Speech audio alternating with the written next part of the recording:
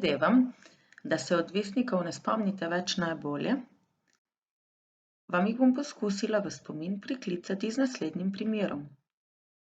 Pa ga kar preberimo. Ko je deževalo, sem šla na sprehod. Ko določamo odvisni stavek, najprej poiščemo veznik. V tem primeru je veznik ko. In tisti del, v katerem najdemo veznik, se imenuje odvisni stavek. Drugi del, sem šla na sprehod, pa je glavni stavek. Vedno se vprašamo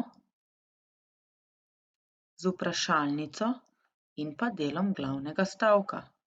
Torej v našem primeru, kdaj sem šla na sprehod, ko je deževalo.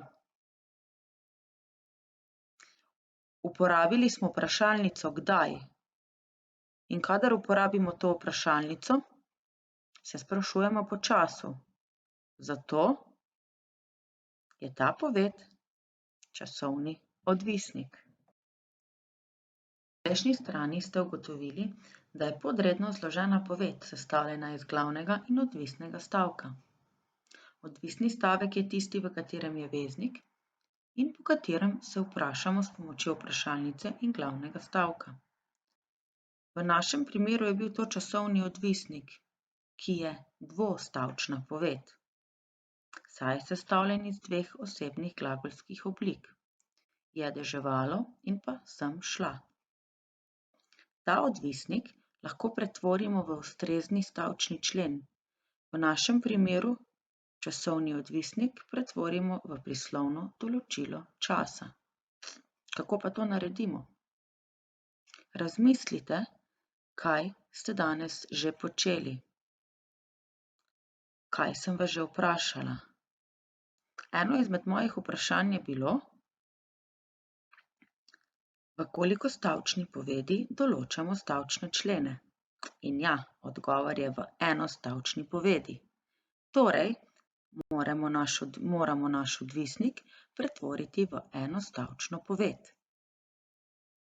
Ker smo imeli časovni odvisnik, ko je deževalo, bomo tega pretvorili v prislovno določilo časa in uporabili vprašalnico kdaj. Pomembno pa je, da pretvorjena poved postane enostavčna, kar pomeni, da ima samo en povedek. In ko se vprašamo, kdaj sem šla na sprehod, lahko rečemo v dežju. In v tem primeru nastane enostavčna poved. V dežju sem šla na sprehod. Kdaj sem šla na sprehod? V dežju. In to je prislovno določilo časa. Navednica je tukaj dodana samo za pomoč in za ponovitev. Podobno razpredelnico najdete tudi v vašem samostojnem delovnem zvezku v drugem delu na strani 152.